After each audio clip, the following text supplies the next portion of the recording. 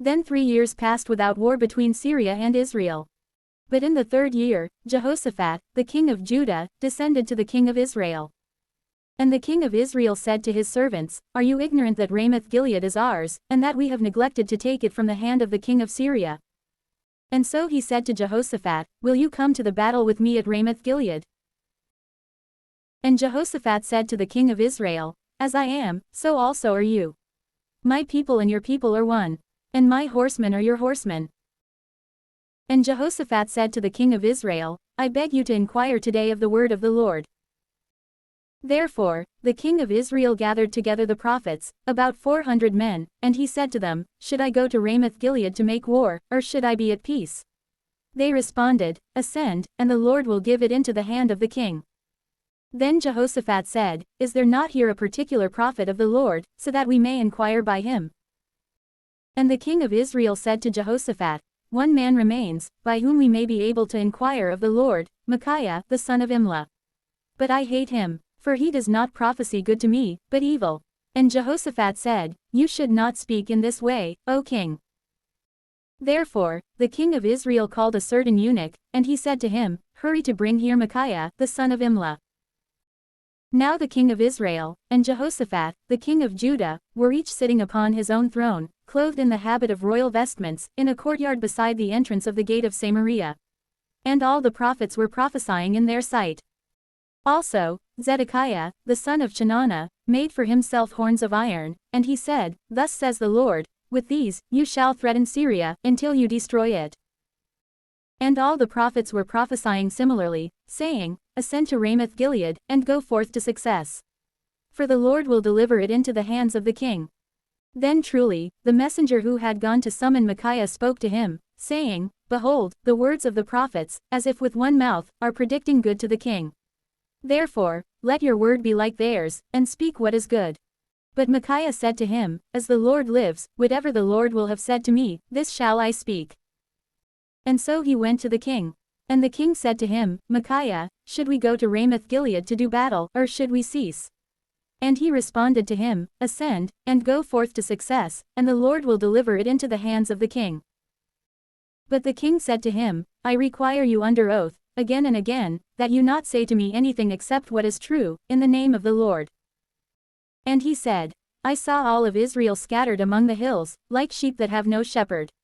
And the Lord said, These have no master. Let each of them return to his own house in peace." Therefore, the king of Israel said to Jehoshaphat, "Did I not tell you that he prophesies nothing good to me, but always evil?" Yet truly, continuing, he said, "Because of his, listen to the word of the Lord. I saw the Lord sitting upon his throne, and the entire army of heaven was standing beside him, to the right and to the left. And the Lord said, Who will mislead Ahab, the king of Israel, so that he may ascend and fall at Ramoth-Gilead?" And one spoke words in this manner, and another spoke otherwise. But then a spirit went out and stood before the Lord. And he said, "I will mislead him." And the Lord said to him, "By what means?"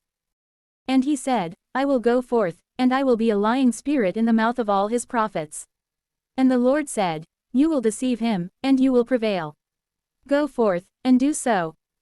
So now, behold, the Lord has given a lying spirit into the mouth of all your prophets who are here. And the Lord has spoken evil against you. Then Zedekiah, the son of Chenaanah, drew near and struck Micaiah on the jaw, and he said, "So then, has the Spirit of the Lord left me, and spoken to you?" And Micaiah said, "You shall see in the day when you will enter into a room within a room, so that you may conceal yourself." And the king of Israel said, "Take Micaiah, and let him dwell with Amon, the ruler of the city, and with Joash, the son of Amalek. And tell them, Thus says the king, Put this man in prison, and sustain him with the bread of affliction, and with the water of distress, until I return in peace." And Micaiah said, "If you will have returned in peace, the Lord has not spoken through me." And he said, "May all the people hear it." And so, the king of Israel, and Jehoshaphat, the king of Judah, ascended to Ramoth-Gilead.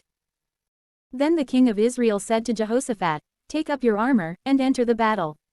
And be clothed in your own garments." But the king of Israel changed his clothing, and he entered the war. Now the king of Syria had instructed the 32 commanders of the chariots, saying, "You shall not fight against anyone, small or great, except against the king of Israel alone." Therefore, when the commanders of the chariots saw Jehoshaphat, they suspected that he was the king of Israel. And making a violent assault, they fought against him. And Jehoshaphat cried out. And the commanders of the chariots understood that he was not the king of Israel, and so they turned away from him. But a certain man bent his bow, aiming the arrow without certitude, and by chance he struck the king of Israel, between the lungs and the stomach. Then he said to the driver of his chariot, "Turn your hand, and carry me away from the army, for I have been grievously wounded." Then the battle was undertaken throughout that day. And the king of Israel was standing on his chariot opposite the Syrians, and he died in the evening. For the blood was flowing from the wound into the joints of the chariot. And a herald proclaimed throughout the entire army, before the setting of the sun, saying, "Let each one return to his own city, and to his own land." Then the king died, and he was carried into Samaria. And they buried the king in Samaria. And they washed his chariot in the pool of Samaria. And the dogs licked up his blood. And they washed the reins, in accord with the word of the Lord which he had spoken. But the rest of the words of Ahab, and all that he did, and the house of ivory that he built, and all the cities that he constructed, were these not written in the book of the words of the days of the kings of Israel? And so, Ahab slept with his fathers. And Ahaziah, his son, reigned in his place. Yet truly, Jehoshaphat, the son of Asa, had begun to reign over Judah in the 4th year of Ahab, the king of Israel. He was 35 years old when he had begun to reign, and he reigned for 25 years in Jerusalem.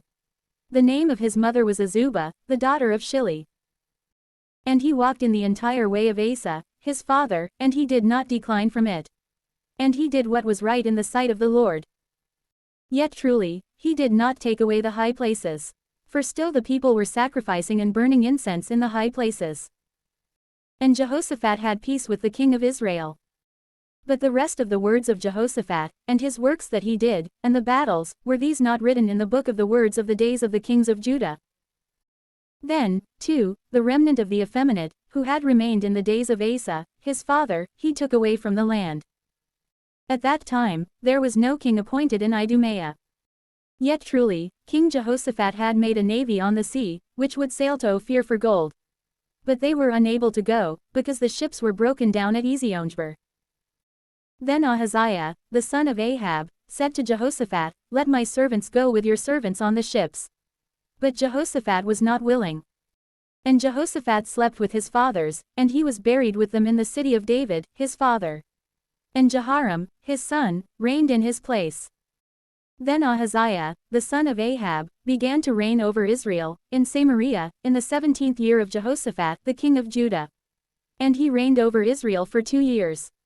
And he did evil in the sight of the Lord.